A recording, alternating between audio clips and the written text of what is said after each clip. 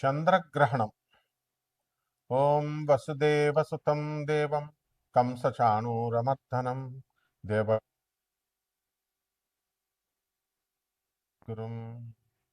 కృష్ణం వందే జగద్గురుం. శ్రీ రాధాకృష్ణాభ్యాం నమ.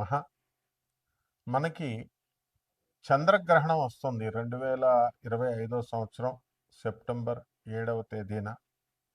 అయితే ఈ 2025 సంవత్సరం స్టార్టింగ్ నుంచి కనుక మనం చూసినట్లయితే ఇప్పటికి ఒక చంద్రగ్రహణము ఒక సూర్యగ్రహణం జరిగింది.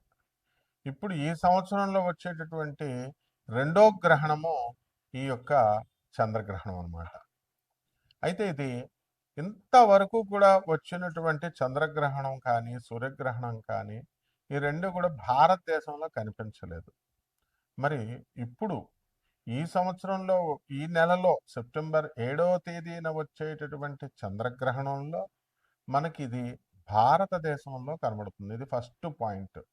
అందువలన భారతదేశంలో కనబడుతున్నప్పుడు మనం కొన్ని నియమాలు పెట్టుకున్నాం. మనం సూతకాన్ని పాటించాల్సినటువంటి అవసరం ఉంది.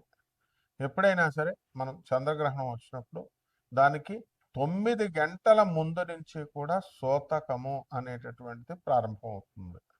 అంటే సూతకాలంటే మనం చూడండి, ఒక పిల్లలు పుట్టినప్పుడు కానీ లేదా మరణించినప్పుడు కానీ ఇళ్లలో బంధువులు మనం మైల అంటాం, సూతకం వచ్చింది అంటాం. అలాగా ఈ యొక్క చంద్రగ్రహణం వచ్చినప్పుడు దేవతా విగ్రహాలకి, తర్వాత సూర్యుడికి, చంద్రుడికి, భూమి ఇవన్నీ కూడా మనకి సూతకం పట్టింది అని చెప్పి దేవతా విగ్రహాలు, దేవాలయాలన్నీ మూసేస్తాం.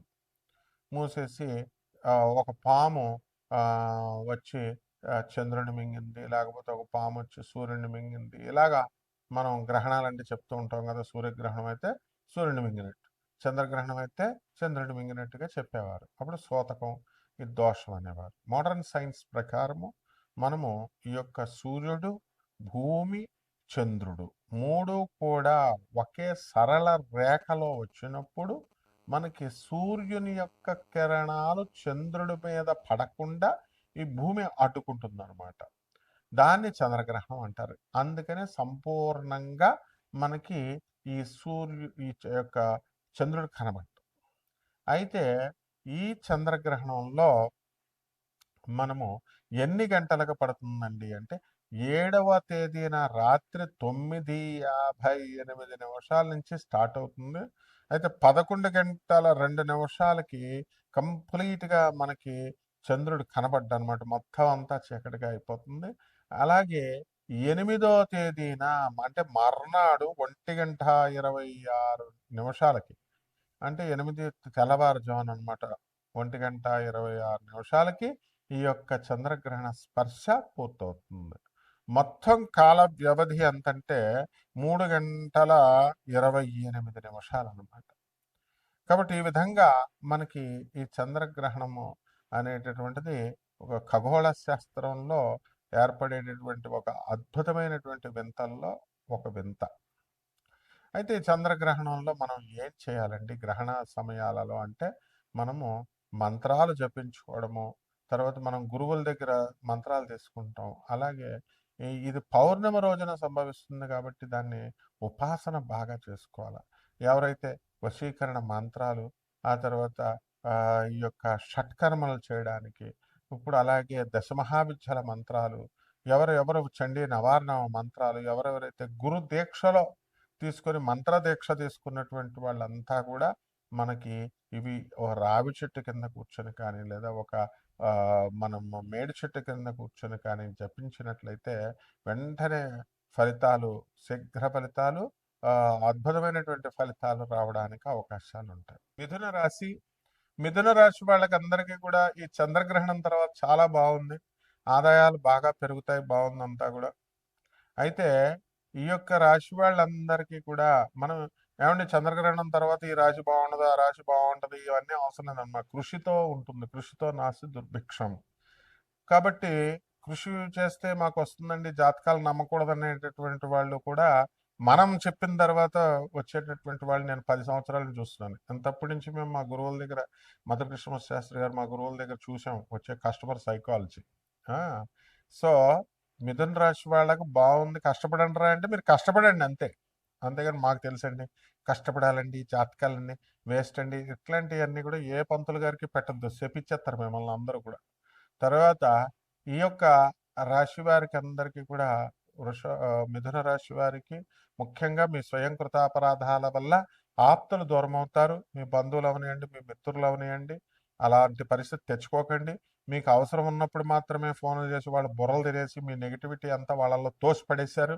ఇప్పుడు వాళ్ళని తోసిపడేస్తే వాళ్ళకేం కాదు, ఒక నెల 2 నెలల్లో బాధపడతారు. ఆ తర్వాత మీ ఫోన్ కూడా ఎత్తరు, మీ మొహం కూడా చూడరు అనమాట శాశ్వతంగా. ఆ విధమైనటువంటి పరిస్థితి ఈ మిథున రాశి వారికి వస్తుంది.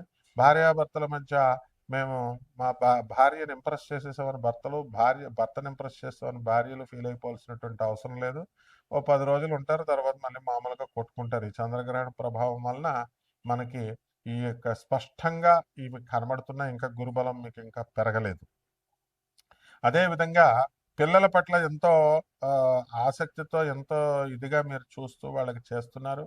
మరి అటువంటి పిల్లలంతా కూడా మిమ్మల్ని పెళ్ళిళ్ళైన తర్వాత మిమ్మల్ని పట్టను కూడా పట్టించుకోరన్నమాట. ఆ విషయంలో మాత్రం సందేహం లేదు. కాబట్టి అటువంటి పిల్లల మీద మీరు కాలేజీలో చేర్పించండి, అంతవరకే మీ రోలు. అలాగే దాని మీద అటాచ్ చేసేసి ఆఫ్టర్ ఆల్ బైపీసీ చదివే పిల్లకి డాక్టర్లందరికీ ఫోన్ చేసి మా అమ్మాయికి డాక్టర్ అవుతుందా అని అడిగితే తప్పులేదు. జీతం ఎంత వస్తుంది, మీకు జీతం ఎంత వస్తుంది, ఇంజనీర్ కంటే జీతం ఎక్కువ వస్తుందా, ఏంటి నాన్ సెన్స్ అంతా. సో ఇలాంటి పిచ్చోళ్ళని ఎంటర్టైన్ చేసే డాక్టర్లు కూడా ఇంక వాళ్ళ బుర్రలు పడైపోతాయి అనమాట. సో సచ్ పర్సన్స్ మీకు తగులుతారు, మిథున రాశి వాళ్ళందరూ కూడా మీకు తగులుతారనమాట. కాబట్టి వ్యవసాయం చేసేటటువంటి వాళ్ళ రైతులకి మంచి కాలం ఇది. అలాగే ఇనుప సంబంధమైనటువంటి వ్యాపారాలు చేసే వాళ్ళకి బాగుంది. అలాగే ఆలోచన సరళి మార్చుకోవాల్సినటువంటి అవసరము ఈ యొక్క మిథున రాశి వారికి ఉంది. ఇక ఈ హోటల్స్, హాస్టల్స్ రన్ చేస్తున్న వాళ్ళు బాగున్నారు, చక్కగా వాళ్ళ వ్యాపారాలు బాగుంటాయి. అండ్ సాఫ్ట్వేర్ రంగాల్లో ఉన్నటువంటి వాళ్ళు జీతభత్యాలు పెరిగినాయి.